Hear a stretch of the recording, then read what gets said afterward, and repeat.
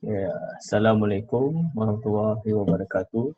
Saya Muhammad Luman Afiq bin Zulkifli akan menerangkan topik kita iaitu ketegangan antara kaum di Malaysia. Kita iaitu daripada kumpulan nombor 9. Okey. Saya akan bermula dengan peristiwa dan sejarah tentang ketegangan kaum di Malaysia. Okay, pertama sekali, kita memang tak boleh nafikan bahawa ketegangan kaum ini di Malaysia memang telah wujud sejak zaman dulu, iaitu zaman kolonial. Okey, ketegangan kaum yang boleh ketegangan kaum ialah yang boleh mencetus suasana yang mengancam keamanan antara rakyat yang hidup secara berbilang kaum. Okey, ketegangan kaum juga berbalah kepada maksud perpaduan, di mana perpaduan merujuk kepada penyatuan kepelbagaian etnik dalam sebuah negara. Okay, seterusnya terdapat beberapa peristiwa ataupun sejarah yang berkenaan ketegangan kaum di Malaysia yang boleh diambil sebagai contoh. Okay, pertama sekali ialah peristiwa pendudukan Jepun di Tanah Melayu. Ketika pendudukan Jepun di Tanah Melayu, Malaysia dikenali sebagai Tanah Melayu pada tahun iaitu 1948. Ketika penjajahan Jepun di Tanah Melayu adalah faktor utama yang menyebabkan berlakunya pertempuran antara orang Melayu dan orang Cina. Ini disebabkan oleh dasar Jepun yang tidak mengambil kira kepelbagaian Tanah Melayu. Pada masa itu, antara faktor kejadian ini ialah kerana British membawa masuk orang dari luar negara yang sangat ramai dan tidak cekap apabila diorang buat tu. Dan golongan-golongan yang diorang bawa masuk ni ialah orang Cina, orang India terutama. Tujuan orang British bawa masuk orang Cina dan India ni adalah untuk pelombongan biji timah dan penanaman ladang getah. Sebab masa tu dua benda ni macam membawa keuntungan ataupun sumber asas yang boleh bawa keuntungan. Pada masa yang sama, orang Melayu telah diberikan kelonggaran dan oleh pihak Jepun, dan ini dipandang seperti satu penghinaan ataupun pengkhianatan bagi orang Cina. Jadi apabila Jepun telah tawan Tanah Melayu selepas mereka kalahkan tentera British, mereka mengeluarkan slogan propaganda iaitu Asia untuk orang Asia. Okay. Tetapi di sinilah orang Cina berpendapat yang diorang tak rasa macam diorang orang Asia, sebab layanan tentera Jepun kat diorang masa tu berberat sebelah. Okay. Hal ini juga mendorong orang Cina masa tu untuk membuat pemulawan kepada orang-orang Jepun. Orang pulau orang Jepun ni, kemudian orang Jepun ni nampak ni sebagai penghinaan, jadi mereka membuat satu genosid dikenali sebagai Suk Ching. Okay, di mana orang Cina Malaya dan orang Cina Singapura dibunuh secara ramai-ramai, iaitu seramai 70,000 orang dibunuh oleh Jepun masa tu. Kerana Jepun pandang orang Cina masa ni sebagai komunis. Okay, pembunuhan seramai ini dibuat oleh Major Hayashi Tadeko kerana sebab orang Cina sebelum tu dia sokong orang Cina punya tentera, dan Jepun nampak ni sebagai satu tentangan yang amat besar, jadi mengambil kesempatan. Okay, seterusnya ialah kejadian 13 Mei 1669. Okay, kejadian 13 Mei ni kita sebagai orang Malaysia kita patut tahu, sebab kerana ia merupakan sejarah paling gelap di dalam sejarah kita, antara sejarah paling gelap. Okay, kejadian ini berlaku selepas pilihan raya umum yang ketiga. Okay. Ia melibatkan rusuhan dan pertelingkahan antara banyak kaum, iaitu termasuklah kaum Melayu, Cina, India dan juga lain-lain. Okay, terdapat sumber menjelaskan bahawa terdapat angka seramai 25 orang terbunuh dan 145 orang lagi tercedera dalam rusuhan tersebut. Okay, lagi satu sumber juga sebut seramai 6,000 orang telah hilang tempat tinggal, 211 kenderaan telah musnah atau rosak, dan bangunan dalam 353 macam tu dah rosak dan terbakar. So urusan ini adalah sangat serius ketika itu. Okay, Antara faktor sebabnya wujudnya peristiwa 13 Mei ni ialah sebab perasaan dendam ataupun tidak puas hati yang telah berlaku pada zaman dulu. Semasa penjajah British tu dulu, diorang masuk, diorang agihkan orang Melayu ni semua, orang India ni semua ke tempat-tempat yang diorang rasa sesuai. Contohnya macam orang Melayu sesuai dekat kampung, Cina dekat bandar, orang yang India dekat estate. So, diorang agih-agihkan. Sebab benda tu semua diorang dah buat aliran pendidikan baru lah, banyak benda yang diorang buat. So macam itu membuatkan ketegangan kaum yang agak besar. Sebab orang Cina, orang India dan orang Melayu berbahas dalam bahasa yang berbeza.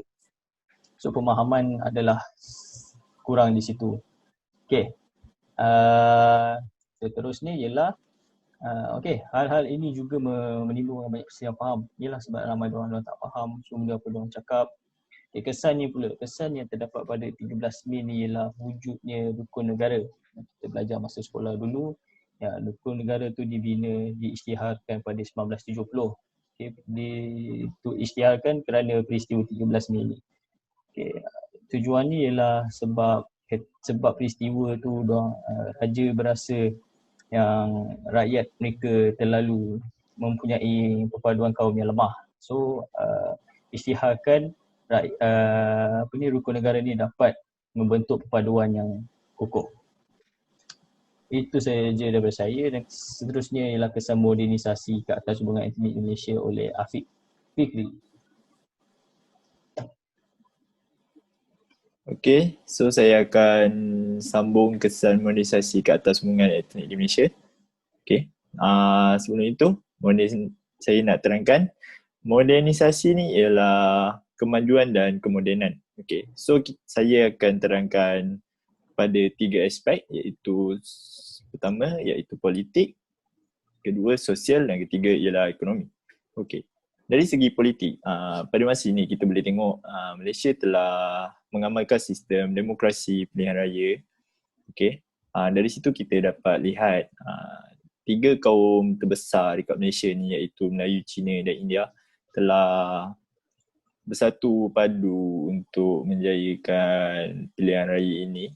Okay, so dari situ kita dapat lihat yang pelbagai kaum dapat bersatu demi menegakkan mereka punya pemahaman ataupun mereka punya perjuangan untuk ditegakkan. Okay, so dari situ tapi pada zaman sebelum merdeka, mereka ni mempunyai aliran yang sendiri, iaitu Melayu dengan pemahaman Melayu, Cina dengan pemahaman Cina, India dan dengan pemahaman India. So diorang tak bersatu.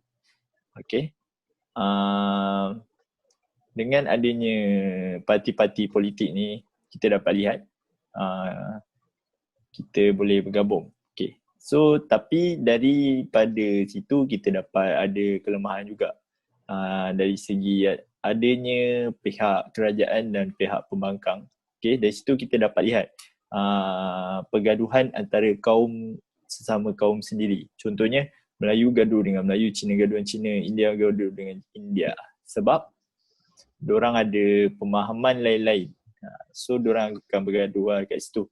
Okay, itu yang kesan buruk dia. Okay, seterusnya ialah dari segi sosial. Okay,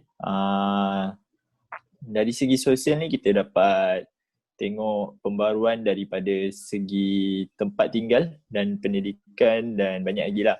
Tapi dari segi tempat tinggal ni kita dapat lihat seperti macam Luqman cakap tadi,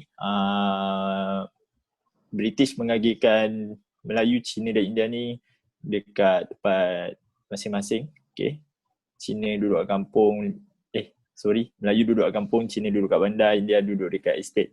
So dekat sini kita dapat lihat hari ni benda tu dah berkurangan. Walaupun masih ada tapi telah berkurang. Jadi kita telah ada sedikit peningkatan di situlah, perubahan yang bagus. Okay, seterusnya dari segi pendidikan. Okay, dari segi pendidikan ni kita dapat lihat pada masa kini kita adanya dengan sekolah aliran sendiri, iaitu aliran kebangsaan, Cina dan Tamil. Dekat situ kita tak ada lagi sefahaman lah macam sekolah lain-lain. Tapi kerajaan telah pun meletakkan satu sistem yang sama untuk semua sekolah supaya kita ni tak belajar lain daripada lain sangat lah. Kita ada pemahaman yang sama. Okay. Seterusnya dari segi ekonomi, okay, dengan adanya perdagangan, apa tu orang kata, perhubungan perdagangan antara negara dengan negara ni, okay. Ini penting sangat sebab kalau kita tengok pada masa dahulu Cina je yang lebih pakar dalam hal ni sebab diorang duduk kat bandar. Tapi pada masa kini kerajaan telah menetapkan DEB iaitu Dasar Ekonomi Baru untuk seluruh rakyat Malaysia supaya tak ada orang kata pilih kasih, sama rata. Itu je daripada saya. Saya akan serahkan kepada seterusnya. Silakan. Seterusnya, saya Muhammad. Saya akan membincangkan tentang cabaran perkauman di Malaysia. Ada dua isu utama. Yang pertama adalah cabaran dalam isu perpaduan dari aspek perbezaan sejarah lampau dan sejarah etnik. Perkara ini dapat dibuktikan sejak tahun 1910. Kemasukan orang asing di Malaysia telah meningkat tanpa henti dan perkara ini telah mengejutkan pembesar di tanah Melayu. Ribuan pendatang asing sama ada dari China dan India telah tiba setiap tahun menyebabkan orang Melayu di setiap negeri, orang bukan Melayu di setiap negeri bertambah dan orang Melayu semakin berkurangan. Ini telah menyebabkan kepadatan penduduk di setiap negeri orang Melayu dan oleh itu orang Melayu telah dinasihatkan untuk bekerjasama dengan orang pendatang asing ini untuk mencapai kemerdekaan yang lebih cepat. Walaupun mereka punya perbezaan adat, agama dan budaya. Seterusnya, setiap kaum di Malaysia mempunyai dasar perundingan di Malaysia. Contohnya, kita dapat tahu ada pelbagai parti politik di Malaysia mengikut kaum, iaitu parti PAS, BN dan sebagainya. Contoh peristiwa yang saya dapat buktikan di sini adalah pada tahun selepas kemerdekaan, parti organisasi Cina iaitu MCA telah berlaku sedikit pergaduhan di mana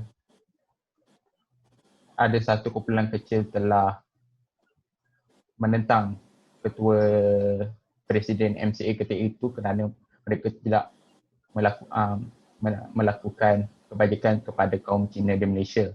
Hal ini telah menyebabkan Lee Kuan Yew telah menghasut orang Cina untuk berlawan dengan dasar Malaysia. Mereka tidak puas hati dengan dasar-dasar yang diberikan kepada orang Melayu dan orang pribumi di tanah Melayu ini atau dikenali sebagai Malaysia ketika itu. Kesimpulan yang saya dapat buktikan berdasarkan daripada cabaran ini ialah kita mestilah kerjasama antara satu sama lain, tidak kira agama, bangsa dan budaya bagi mencapai satu matlamat negara yang aman dan makmur. Sekian dari kami. Terima kasih. Terima kasih. Terima kasih.